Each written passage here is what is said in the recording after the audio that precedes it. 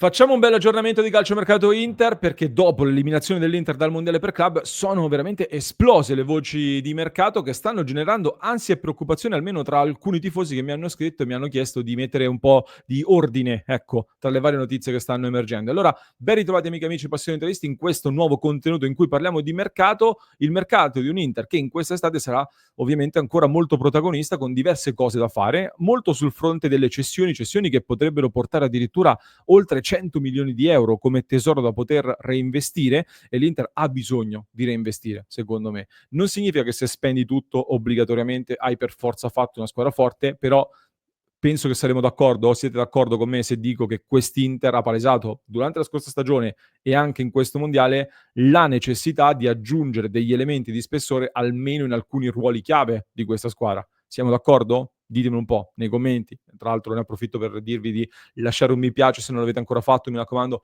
clic sul tasto iscriviti così non vi perdete neanche uno dei nostri contenuti. E l'Inter che dovrà fare delle cessioni innanzitutto anche da un punto di vista banalmente regolamentare, perché ci dimentichiamo sempre di analizzare la lista Serie A, la lista UEFA, che sono però fondamentali, perché l'Inter in questo momento ha, se non ho fatto male i calcoli, un giocatore di troppo nella lista Serie A, quindi l'Inter ha una rosa dove, esclusi già giocatori come Buchanan che sono, salvo colpi di scena, fuori dai piani dell'Inter, già oggi l'Inter ha un giocatore di troppo che avrebbe in rosa ma non potrebbe far giocare in Serie A. Addirittura in Champions League sono 3 i calciatori di troppo in questo momento. Quindi l'Inter da un punto di vista regolamentare, se non abbiamo fatto male i calcoli, qualche cessione la deve fare.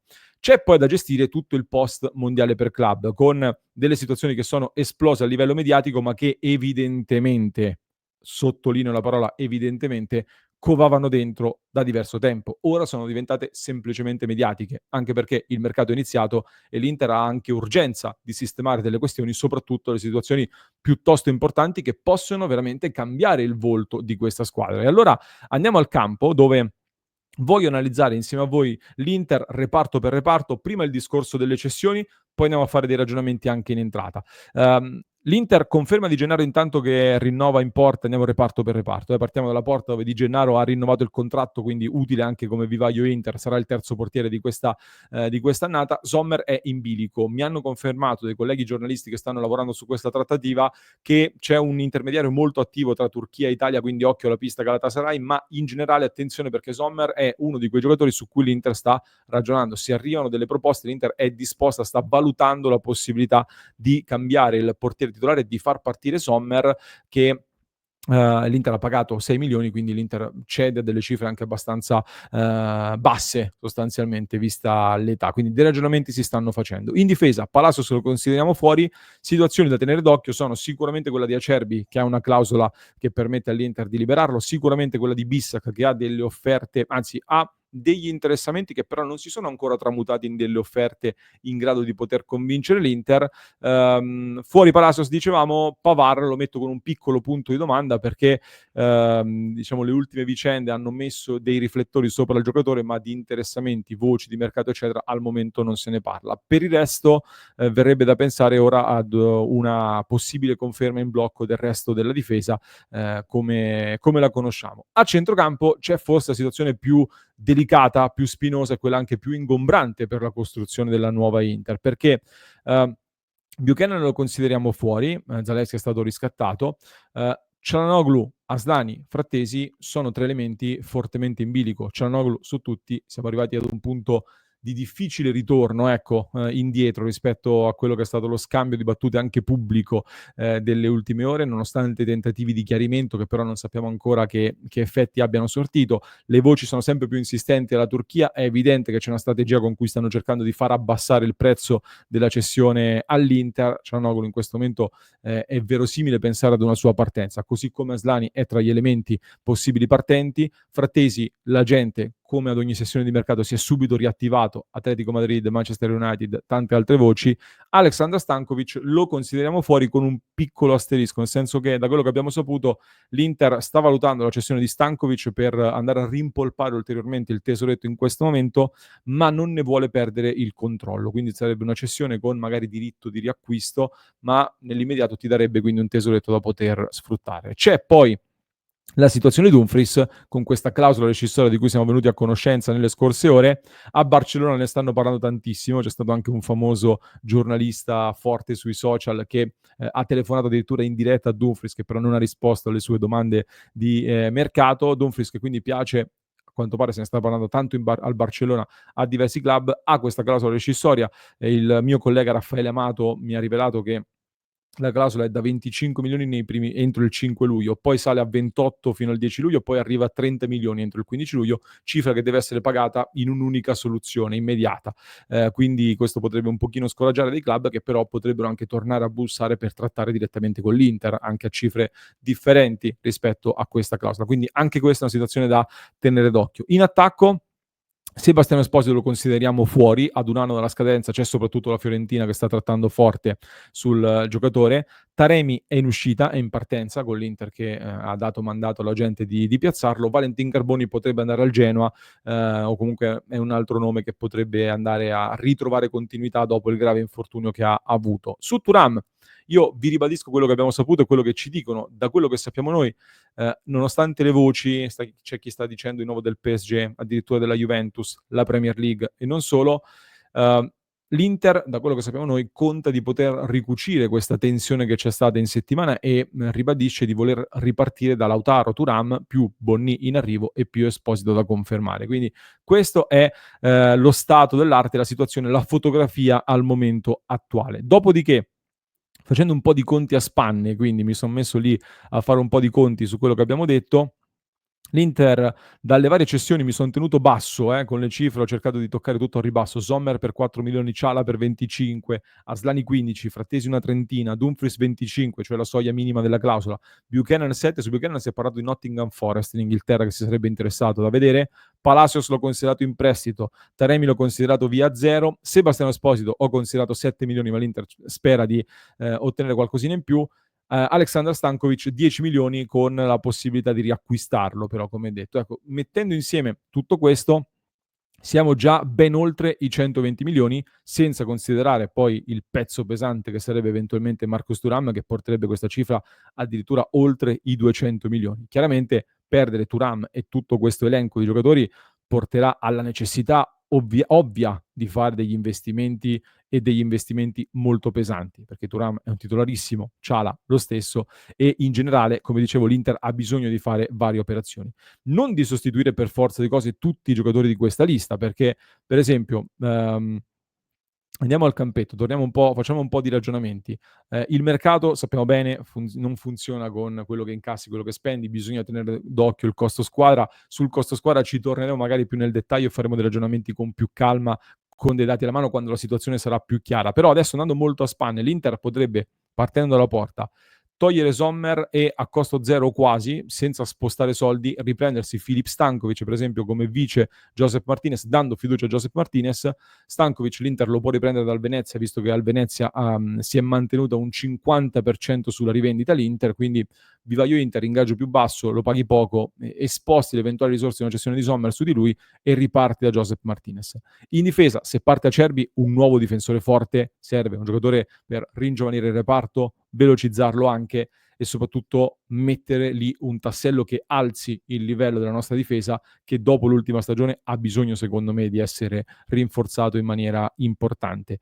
Bissek, se lo vai a sostituire, secondo me puoi andare a sostituirlo considerando che avresti Pavard e Darmian, eventualmente, con un giocatore magari anche un po' più di prospettiva, quindi anche con un profilo diverso. Non c'è bisogno di fare un altro grosso investimento lì, probabilmente. Grosso investimento che dovresti invece riservare chiaramente al sostituto di Çalhanoğlu. Forse lì è il vero investimento più grosso da fare. E il nome numero uno in questo momento è quello di Ederson dell'Atalanta, che parte da cifre importanti, 50-60 milioni di euro almeno, che l'Inter però potrebbe racimolare tra le varie cessioni che sta facendo e può andare a trattare con l'Atalanta. E mi chiedo, stavo facendo dei ragionamenti sul centrocampo, intanto se Zielinski ce lo auguriamo, che mi sembra abbastanza difficile da piazzare, però dovesse dare una continuità fisica, potrebbe ritrovarsi un ruolo più centrale in questa Inter e diventare un elemento importante e con l'arrivo anche di Sucic ti permetterebbe a centrocampo di fare anche la scalata di un uomo, cioè, ehm, se partono Çalhanoğlu, Asllani e Frattesi, non so se è così necessario poi ricomprarne 3 eventualmente per sostituirli, e questo ti permetterebbe quindi di fare un investimento forte su Ederson e poi eventualmente andare a prendere al posto di Asllani un altro giocatore con più o meno quelle cifre là, quindi spendendo meno. Per cui a centrocampo è dove c'è margine di manovra per ricostruire l'Inter. Per cui stavamo facendo un po' di ragionamenti anche nel club. Ederson sarebbe l'investimento pesante, magari un giocatore da aggiungere nel reparto come Frendrup del Genoa, che ti dà più quelle caratteristiche di interdizione, oppure se vuoi sostituire Frattesi magari con un giocatore